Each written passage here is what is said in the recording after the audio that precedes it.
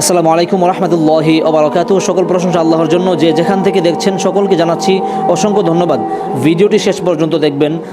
আজকে এমন একটি হাদিস আপনাদের সাথে শেয়ার করব, যে হাদিসটি আমাদের মধ্যে অনেক মানুষ আছে যারা জানে না কিন্তু আমল করে, এমনকি আপনি নিজেও আমল করেন। হাদিসটি সম্পূর্ণ শুনেন, অনেক ভালো লাগবে। আনিন নু'মান ইবনে বাশির রাদিয়াল্লাহু তাআলা আনহু قال قال রাসূলুল্লাহ সাল্লাল্লাহু আলাইহি ওয়াসাল্লাম আদ-দুআউ হুয়াল ইবাদা রাওয়াহু আবু দাউদ ওয়া তিরমিজি।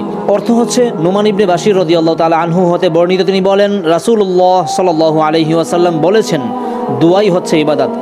আপনি আপনার বাবা মা, ভাই বোন, আত্মীয় স্বজন, পাড়া প্রতিবেশী, বন্ধুবান্ধব, এলাকাবাসী, এমনকি সকল মুসলিম ভাই বোনদের জন্য দোয়া করে থাকেন প্রতিনিয়ত। এই দোয়াটা আপনি কন্টিনিউ করেন, এই দোয়াটাই হচ্ছে ইবাদত।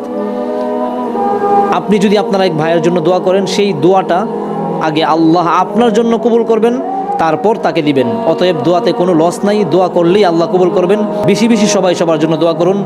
আল্লাহ আমাদেরকে এই হাদিসটির উপর আমল করার তৌফিক দান করুক। সবার জন্য আমরা যেন দোয়া করতে পারি, সেই তৌফিক দান করুক। এবং ভিডিওটি শেয়ার করে অন্য একটি মানুষকে দেখার সুযোগ করে দিন। আসসালামু আলাইকুম ওয়া রাহমাতুল্লাহি ওয়া বারাকাতুহু।